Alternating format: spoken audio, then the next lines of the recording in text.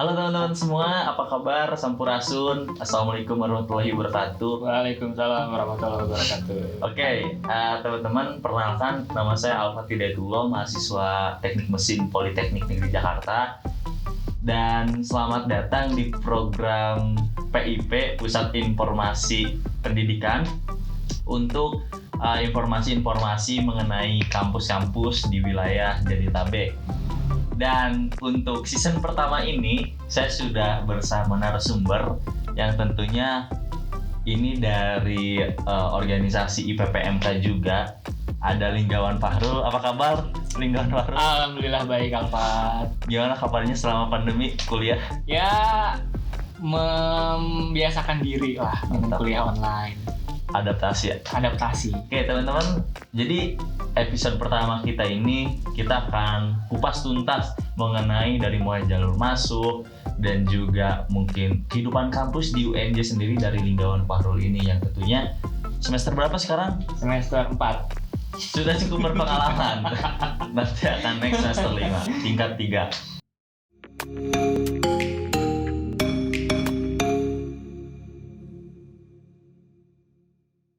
Oke, Linggawan Fahrul bisa dong cerita sedikit bagaimana Linggawan Fahrul bisa masuk ke UNJ? Ya, pertamanya saya kan nggak lulus SNMPTN, nggak Ya. masuk, nggak bisa daftar. Jalur Jalur goib. itu goib gitu. Terus SBMPTN saya nyoba ke UNES sama ISI Surakarta, nggak lolos juga. Dan akhirnya setelah nanya-nanya sana sini, kebetulan di UNJ itu ada keluarga, ada saudara nawarin daftar aja ke UNJ Penmaba gitu kan, mandiri. Ya udah saya daftar, dan alhamdulillah Lolos. Prodi apa sekarang? Sekarang saya di Prodi Pendidikan Teknik Informatika dan Komputer. TI berarti ya. Jatuhnya TI tapi pendidikan. Berarti relate sama bidang di PPMK, Kominfo. Betul, relate banget. Jadi teman-teman, Linggawan Fahrul ini selaku staf di bidang Kominfo IPPMK, Kabinet Abinaya. Betul. Oke, tadi kan berarti lewat jalur mandiri ya? Iya, mandiri. Nah, kenapa sih kok milih UNJ secara pandangan pribadi dengan mengapa memilih Prodi TI? Pertamanya UNJ itu kan dulunya IKIP ya, Ya, iki. kampus keguruan gitu. Sempat ada dorongan juga dari orang tua harus jadi guru, dan ya udahlah, yang penting saya bisa kuliah. Dan disaranin juga masuk ke PTIK sama saudara. Pas saya lihat-lihat mata kuliahnya apa saja di website UNJ-nya, cukup menarik. Karena di semester 5 tuh nanti ada peminatan multimedia. Nah, itu yang pengen saya banget tuh, yang saya pengen banget gitu, multimedia gitu. Jadi saya milih PTIK dan alhamdulillah keterima di PTIK. Mantap, berarti rezekinya ya. Iya, Oke. alhamdulillah. Kalau jalur masuk ke UNJ ada apa aja sih? Yang pertama tuh ya SNMPTN, jelas banget ya. Terus ada UTBK. TBK, Terus juga ada Penmaba tapi prestasi. prestasi. Ya, kayak Hafiz, terus prestasi-prestasi akademik bisa tuh lewat Penmaba prestasi. Yang terakhir Penmaba mandiri, ujian tulis. Jangan tulis berarti. Oke, berarti ada berapa itu tadi? Ada 4. Part ya. Ya, Penmabanya 2. Kalau untuk jurusan sendiri ada berapa jurusan tuh? Jurusan kurang lebih ada 40 kalau nggak salah. 40. Kalau saya nggak salah hitung ya, karena banyak banget Jurusan apa prodi tuh? 40. Prodi. Fakultas. Kalau fakultas ada 8. 8. Oke. Berarti banyak sekali prodi-prodi di UNJ yang bisa dipilih.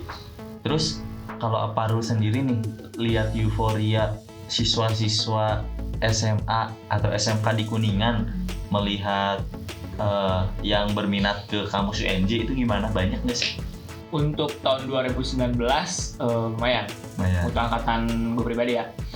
Kalau angkatan 2020 meningkat. Ada 30-an dari Kuningan yang daftar ke UNJ.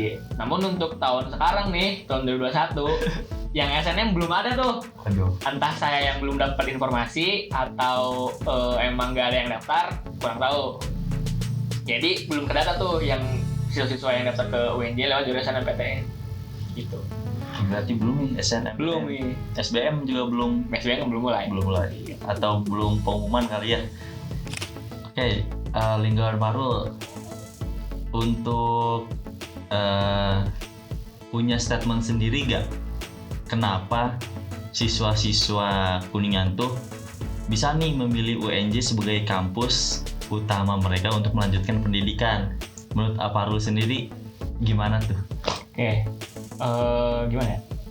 Untuk siswa-siswi yang kuliah di Jakarta itu menurut gue pribadi, karena orang-orang Kuningan tuh banyak di Jakarta, jadi kemungkinan besar bakalan ada relasi-relasi dari orang-orang Kuningan itu sendiri. Yang merantau tuh banyaknya dari Kuningan tuh, yang di Jakarta tuh pada kerja di sana. Terus kampus UNJ itu terbilang kampus yang nggak terlalu besar. Dari gerbang pertama ke gerbang ke belakang tuh dekat, bisa jalan kaki. Terus kan termasuk kampus pendidikan ya, yang mau jadi guru bisa, yang mau ngambil murni juga bisa. Dan biaya kuliahnya juga mengikuti kemampuan ekonomi orang tua, jadi tidak memberatkan ke mahasiswanya. Oke, kalau untuk tadi kan UKT nih singgung sedikit ya. Kalau untuk UKT sendiri itu gimana tuh di UNJ? Untuk UKT sendiri, pertamanya kan kita mengisi website Siokat, sistem uang kuliah tunggal. Di situ kita melampirkan penghasilan dari orang tua. Jadi kemungkinan besar pasti dapat golongan yang tidak terlalu berat sesuai dengan kemampuan ekonomi orang tua. Itu. Nggak terlalu berat ya. Nggak terlalu berat. Di UNJ. Nggak kayak perspektif orang-orang kalau kuliah dan hidup di Jakarta tuh mahal, biayanya besar, itu enggak ya? Enggak. Untuk kehidupan di kampus sendiri nih, masalah dari mulai harga kosan kayak gitu-gitu gimana tuh? Karena gue nggak ngekos, kalau untuk harga kosan relatif bisa dibilang murah lah kalau di Jakarta tuh. Nggak kayak di Bandung banget ya. Kalau di Bandung kata orang-orang sih mahal. Kalau di Jakarta relatif murah. Ada yang kisaran 500 sama 1 juta. Itu tuh untuk 1 atau 2 orang. Dan kalau untuk biaya hidup kembali ke diri masing-masing sih. Iya. Gimana kita hidup, menghadapinya? Iya. Kalau kita pengen hedon ya udah hedon aja gitu. Lagi ada uang ya udah. Karena di Jakarta kalau mau hedon tempatnya gitu. Tapi kalau mengirit ya bisa juga. Biasanya harus bisa menahan dari godaan-godaan gitu. Menurut Aparul sendiri dalam sehari kalau misal kita ngekos, makan tuh sekali tuh berapa ribu tuh? Paling murah ya. Pengalaman saya dikasih sama teman, ada yang paling murah banget itu 7-8 ribu. 8 ribu. Itu makan apa? Lingkungan kosannya. Ya mungkin telur sama sayur. Cukup lah kalau buat kita. Cukup lah, anak kos mah jangan hedon gitu. Oke, berarti tadi tuh biaya kosan, makan juga nggak terlalu mahal teman-teman seperti yang teman-teman pikirkan gitu. Dan untuk Aparul sendiri, kira-kira emang Aparul sendiri nih organisasinya ikutan apa? Di kampus? Kalau di kampus kebetulan sekarang ikut BEM, tapi tingkat prodi. Kalau untuk UKM awal pertama masuk ikut seleksi doang, tapi nggak lanjut gitu. Karena ada problem lah gitu. Jadi sekarang ikut BEM aja. Oke, jadi buat teman-teman nih, UNJ bisa dijadikan salah satu kampus pilihan bagi teman-teman semua untuk melanjutkan pendidikan karena punya banyak jalur masuk. Dan satu hal nih yang mungkin banyak dicari sama mahasiswa-mahasiswa baru juga, perihal beasiswa gimana? Nah, kalau beasiswa untuk calon mahasiswa ya, biasanya kan sekarang tuh ada KIP, Kartu Indonesia Pintar. Itu untuk dapat bidik misi. Untuk siswa tertentu. Kalau untuk beasiswa biasanya saat keterima di kampus, entah itu kampus manapun, di semester 1 akhir atau mau masuk semester 2 pasti akan banyak tawaran beasiswa. Nah, teman-teman bisa tuh ambil kesempatan di situ. Jadi buat teman-teman yang mikir harus dapat beasiswa dari sekarang, ya emang nggak, cari-cari aja. Tapi kalau di kampus sendiri nanti akan masuk ke semester 2 biasanya dari pihak BEM prodinya juga akan diurus tentang beasiswa. Gitu.